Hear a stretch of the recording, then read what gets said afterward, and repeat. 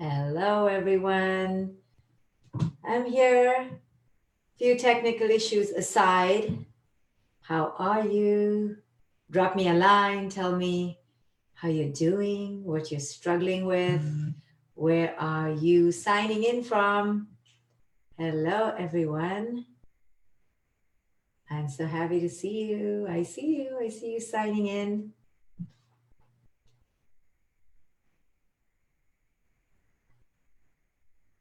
Hello, everyone. Welcome to my Viral Wisdom course. I think it's day 35. It's all melting one into the other.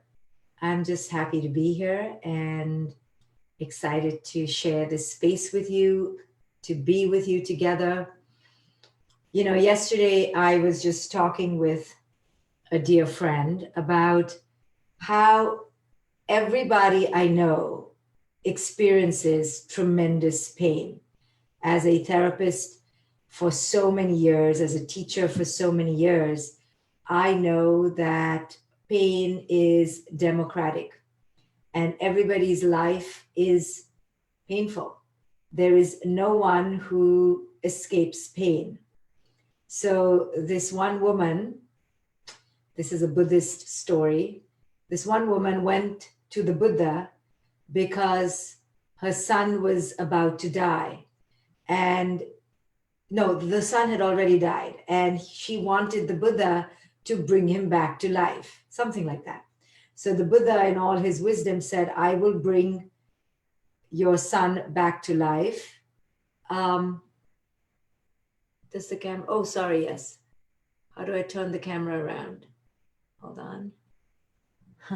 There you go. So this woman went to the Buddha saying, bring my son back to life because my son has died and I cannot take this grief. So the Buddha, in all his wisdom, said, I will bring your son back to life, but I want you to go to get me a mustard seed, some mustard seeds. So the woman said, sure. But he said, you can only get the mustard seeds from a house which has not experienced any death. So off she went looking for the mustard seeds. The mustard seeds were easy to get, but every time she knocked on the door looking for a house that had not yet experienced death, she couldn't find anyone. So she went to house after house after house looking for one house that could give her the mustard seeds. You know, mustard seeds are very common in India, really easy to get, but she couldn't find anyone that had not experienced death. Every house had experienced death. It took her a long time to figure out, oh, the Buddha wants me to understand that there is no being, no life, no household, no family that has not experienced tragedy, not experienced death. And when she got it, she came back to him and said, I understand. I haven't surrendered. I thought this was only happening to me. And I did not realize that every household experiences the terminality of life and death.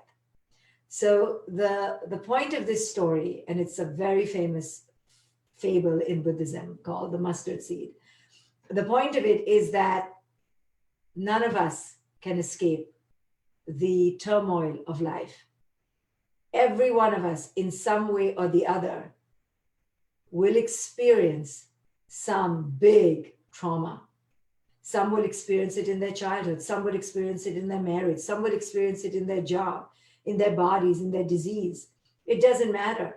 So if you are sitting there feeling that you are experiencing some trauma, experiencing some special kind of pain, then you need to understand that you are not alone, because it's each person that feels that they are unique, that they have been picked, that they are a victim, that they are especially unlucky.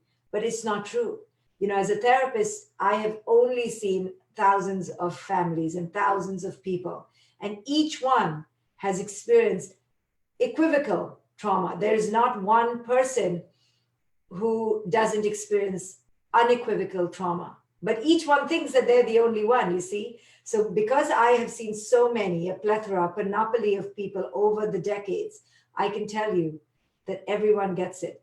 So if you're sitting there alone, feeling that you're really, particularly in your own special, unique pain, no one has experienced your pain before. Nobody has a child like yours. Nobody is in a marriage like yours. This is not true. Yes, yours is unique to you, but it isn't special. Every human life experiences so many reverberations. People look at me and they think, oh, she must be really whatever the projection of the day is. And let me tell you that it's not true. I experience turmoil, I experience pain, I experience ostracism, ridicule. I mean, look, even here on the chat, I'll experience judgment, right? It's all universal. Life is universally traumatic. It is by nature unpredictable, right? And because of its unpredictability, there is no person who will not escape it, right? One of my friends had a relative who did not die in 9/11, but was on about to board the plane, but something happened and they did not die that day, but they were supposed to. Well, a year and a few months later, they died in a traffic accident. So it doesn't matter. We think we are lucky if we have a special favor with God, a special hotline to the heavens, that we will be exempt. Each one of us wants to be exempt, but there are no exemptions here. This is the thing. There is no special clause where you get to be off what is called life, because with life comes pain. So this is just the way it is. So there are no exemptions. There are no special favors. You're unique, but not special. And until we can embrace that, and until we can go, here I am sitting, believing that I'm the only one going through this. There is no one else who can understand me. While you're right, no one can understand you through your unique blood tissue, blood vessels, your unique intellect. How can we? We can't step inside your body. The other day, I told my daughter that I understood her when she was upset with me. And she checked me. She said, don't say you understand me. You can never understand me. I was like, you're right. I can't ever understand you completely, but I can understand some sort of experience given my life experience. So each one of us wants to be understood, yet we have to understand no one can ever have that unique experience. But ubiquitously, universally, we all know pain. We all have been rejected by somebody. We have all known heartbreak to some degree. We have all lost something or someone valuable. It could go in degrees. So there is no one person who gets the special stake on pain. Neither is there a person who gets the special exemption. You may think, wow, I've escaped pain. I must be a really amazing person. I must have done great deeds in my past life, or I'm so good and virtuous. Not true. The universe doesn't count how many favors you have done and how many things you've done in your life. It doesn't work like, it's not a debit credit, tally. People like to think it is. Religions like us to believe it is. So we keep upping the credit, but it's really not that thought out. At the end of the day, we are part of this inexplicable cause and effect. What happens to the butterfly, to the grasshopper, to the snail, to the orangutan, to you, right? We don't know how you're going to be interacting with all these effects. The human mind likes to believe in good and bad. So if I have a lot of good, I'll escape disease. It doesn't work like that. That's how the masses are controlled to be good. Because if we're good, we'll get a really special place in heaven. Okay, great. If it keeps you being good, do it. But the universe works on natural laws of cause and effect. The universe doesn't see your death as a bad thing. The universe doesn't understand, poverty and wealth. The universe doesn't care if your Prada shoes gave you an ankle twist. It is what it is. It's cause and effect and cause and effect. There is no good and bad. We, the human mind, have created good and bad. For the universe, everything technically is good because it just is. So when we begin to understand that pain is in the needle of the tapestry of life, it is the needle through which the tapestry of life is sewn, right? You can have bright colors, but there will be pain. And as long as we keep trying to avoid pain, we will be in a big quagmire when we are faced with it, as opposed to the resilience that is needed when we are in it, the resilience of acceptance, of surrender. It just wasn't meant to be. It wasn't a match. This is not the time. At another time, I release control. When we begin to have this approach to life, which is really an approach of complete grace, of understanding that even though this doesn't look good for me, this doesn't look redemptive, it looks sinister, it looks evil, it looks bad, bad, bad. I don't want the cancer, I don't want the death, I don't want the loss. Even though it looks like that, if we do not develop or adapt to an understanding that this is really okay, I can survive it, I can do this, this is for my good, it's for my evolution. If we don't see it like that and we keep resisting it, then what happens is that our pain expounds, it multiplies, it exponentializes. So we have only two choices: to fight it. And how do we fight it? Through victimhood, martyrdom, thinking we are unlucky, we're the only ones, and therefore we get depressed, we get unhappy, and we become withdrawn and apathetic. Or we say to ourselves, with the good comes the bad, and I cannot separate the two. I am not special. I am unique, but I am not special. I am not exempt. Life does have loss. Part of life is loss. Part of life is death. And until I embrace that, I will stay in apathy, in misery, and withdrawal. Now, this doesn't make it easy. I'm not saying any of this is easy. I'm just saying this is the way it is. So the next time you are in a great chaos, in a great loss, in a great upheaval, or perhaps you are right now, I want you to step back and understand every human is going to experience or has already experienced what you are experiencing. You are not special. So when you're feeling alone, feeling particularly at a loss, particularly ashamed, particularly feeling like a failure, understand every human being has or will go through what you are going through. See, the problem is that we are so in our ego, we don't share with anyone. We don't want to share. So we go through divorces, we don't share. We go through death, we don't share. We go through obesity, diabetes, cancer, our children's failures, our children's drug overdoses, and we don't share. Why? Because we're so afraid of judgment. We're so afraid of losing the status of perfection. So we don't share with anyone. And because we don't share, we don't realize how ubiquitous failure, loss, grief, betrayal, rejection is. If only we shared without guilt or shame, then we would understand, wow, this happens all the time. This is not just happening to me. But our ego of perfection, you see, our ego of not wanting to be weak in the eyes of the other, we don't share. Now, I, as a therapist, I get the privilege of seeing that loss, rejection, betrayal, and death is ubiquitous. So when the Buddha was living in his palace, they tried to cook, the story goes, that they tried to cocoon him. They tried to keep him in the swaddled in the blankets of the illusion of life, that life was permanent, that life was blissful, that life was happy. So one day he happened to leave the palace, and that's when he confronted old age, death, poverty, and illness. And his mouth was agape, so the story goes. And he said to himself or his people, what is this?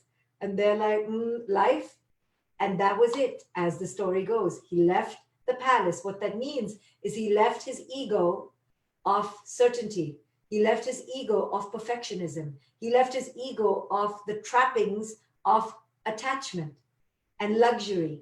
And he went to search for the nature of nature and the nature of reality. He went to look for reality because he didn't want to be hidden from reality. He went to face it. And then he went on this journey, on this quest, and he became enlightened. So the story goes. It could just be all a story. But the teachings are invaluable, right? The teachings are invaluable. The teachings of how to reconcile this thing called life. This thing called life isn't just beautiful. And the beauty, you will always know, comes from the formless things in life. When do you feel the most blissful? When you're connected to yourself.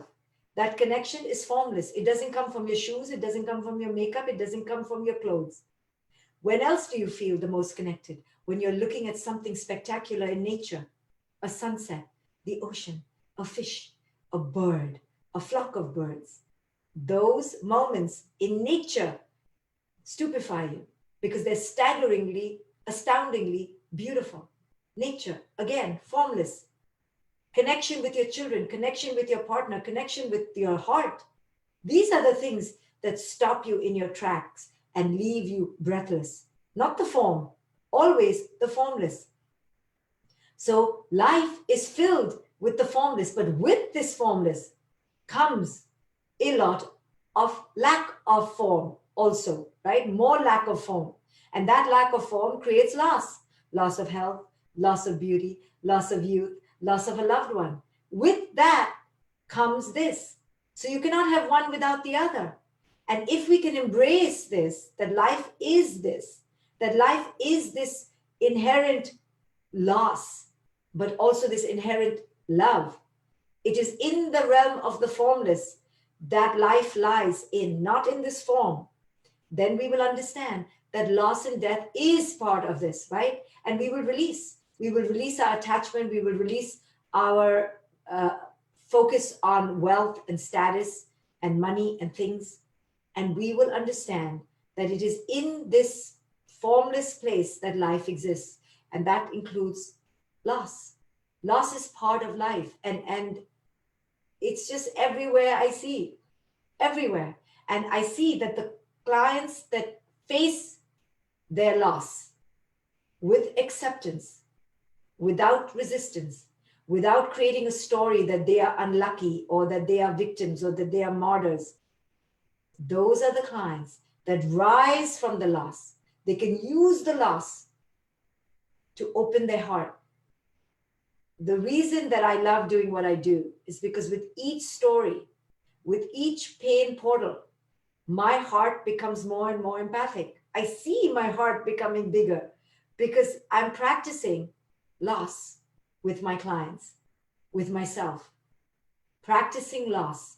Loss is everywhere you go. Even the sun, in a sense, gets lost. It sets, so-called sets. The earth moves and we don't see the sun anymore. That's a loss.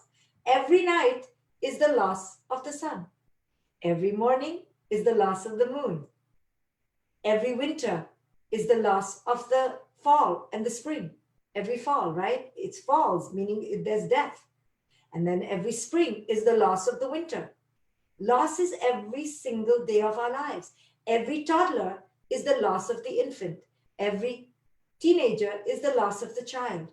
Every adult is the loss of the teenager. Every middle-ager is the loss of the... So loss is always happening. You don't see it as much because you are willing to accept the next. Sometimes with final death, we're not willing to accept it because we don't see the next. But because we don't see the next, we think there is no next.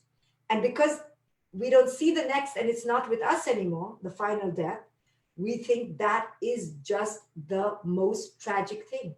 And it is on the form level. But if we could see that there is a next, it's just unseen, then maybe we'll have some solace. There is always something unseen. There is always something unseen. And there's a quote, I don't know who says it, but they say that the capacity for us to see the unseen is dependent on the clarity of our heart. The more clear our heart, the more we will unsee. We will be able to see the unseen. And it is in the capacity to see the unseen that is wisdom. You know, so every time my daughter is upset with me and she judges me a lot, I always tell her, what do you not see here? What is the story that you can't perceive here? It is in the untold and the unseen where we can touch each other's hearts and we can have compassion. And she says, that's not me, Mom. That's you. I go, I can see that you cannot be beyond the seen. I can see. But I try to teach her, go to the unseen, go to the untold, touch upon the formlessness of the universe, touch upon compassion, empathy, love, understanding, non-judgment, touch the wounds of each other. We are all wounded, coming to each other in pain. Pain is everywhere. Let's touch on the pain and understand that if we can heal and help each other in the pain of it, our entire world will heal. But all of us are running away from it, judging each other and judging ourselves. And this is why the world will look the way it does, because we're all running away from pain. Instead of leaning into pain and leaning into each other's pain and being there for each other, what we're doing is the opposite, because we cannot stand pain. Pain is so scary for us that we are running away from pain. You know, how many times have you heard people experience death and say, you know, I couldn't even talk to my friend whose father died because I didn't know what to say. Or I couldn't even talk to my friend whose partner died because I want to give her space. I don't know what to say. Why do we not know what to say? There is nothing to say. There is no strategy. There is no technique. All we need to do is hold each other in pain, hold space. But we cannot do it. We cannot do it with our children. We cannot do it with ourselves. And we are all running away from pain, numbing ourselves. And this is why the world looks the way it does. We're pretending as if no one is in pain. We're pretending as if all this can be taken away. If we just pray hard enough, eat well enough, drink a lot, look good enough, the pain will go away.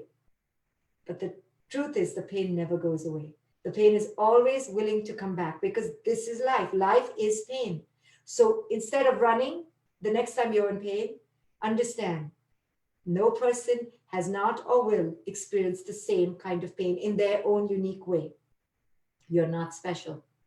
You are just like every other human. You will live, you will lose, you will be joyful, and you will die. In a nutshell, different configurations of it, but it will happen. Longevity and old age is not guaranteed. It is not an indication of a better life. Life is lived in the present moment. So the next time you're in pain, instead of running away, wanting to numb it, distract, or erase it, waiting for a better time, instead, lean into it and ask, how can I grow from this? This is so painful, but how can I stay here? How can I be here? How can I just stay and experience this as a new evolution? Let me allow myself to go through it, you know, and as we go through the tunnel, instead of running away, at the end of the tunnel is a completely new vista, a new country, a new terrain. But we're so afraid to go through the tunnel. And right now in this virus, we are all, to some degree or the other, in an unknown tunnel. And this unknown tunnel terrifies us. But I assure you, having done this only many hundreds of times with so many people, if we keep moving forward in the tunnel, sight unseen, we will learn that we don't need to see. We will learn that we don't need to have. We will learn that we don't need to do. And we will learn a new language, a language of trust, of surrender, of living in the present moment, of allowing pain to shed our attachments, of allowing ourselves to let go and release all the excess, and allow ourselves to enter a completely unknown territory. The unknown is here. It's not there, it's already here. We just have to wake up to it. And as we wake up to it, we realize, oh, the unknown is always a part of life. I cannot control anything. I cannot control the loss of pain. Loss of pain is part of life. So I'm going to stop running away. I'm going to stop avoiding. And I'm going to say, bring it on. Let me lean into it. I, along with my tribe, can do this. And there is a tribe. You just have to find the right place, the right tribe, the right women, the right men to support you. Ask for help. Be vulnerable. Don't embrace perfectionism. Embrace its opposite, imperfectionism, vulnerability. Here I am. I'm a mess. My life is a mess. Let's do this together. So if humanity rises, brothers and sisters rise, showing their pain, showing up for their pain, allowing pain, rather than pretending to be perfect, then we will realize that we are one. We are solidified in pain. We are together in pain. Pain doesn't escape anybody. Death will not escape anybody. There's death in every home. So when we understand that, we stop living in morbid fear of it. We say, when it's our time, I will lean into it. When I get into trouble or I feel pain or I feel loss, I understand it's now my turn. I will accept it with grace, not with entitlement, not with resentment that why did life do this to me? I will enter this with grace. Life gave me, life will take away. And then it'll give again, and then it'll take away again. This is the cycle of life, like the seasons. Right now, I'm in the season of the living, and tomorrow I'll be in the season of the losing, and then in the season of the grieving. These are all seasons. Accept and embrace the season you're in. Headstrong, powerful, courageous. It takes a lot of guts. I recently had a huge cycle in my life that terrified me. I wanted to run away. I was like, where can I go? How far is Hawaii? Are there any planes in Hawaii? But how to run? I'm taking me with me. If I could leave me behind, I'd go, but I have to go with me, which means I have to take my lessons with me, which means I have to take my regret with me, my pain with me. And I have to say, okay, how can I grow? What do I need to grow toward? What do I need to develop to survive this? And then I dug deeper. You didn't know I was going through this because I didn't share. Not because I was trying to be perfect, but you didn't know. You were there sitting there thinking, oh, she's so wise, she's so this. I may be wise, but I go through hell. So I dug and I dug and I dug.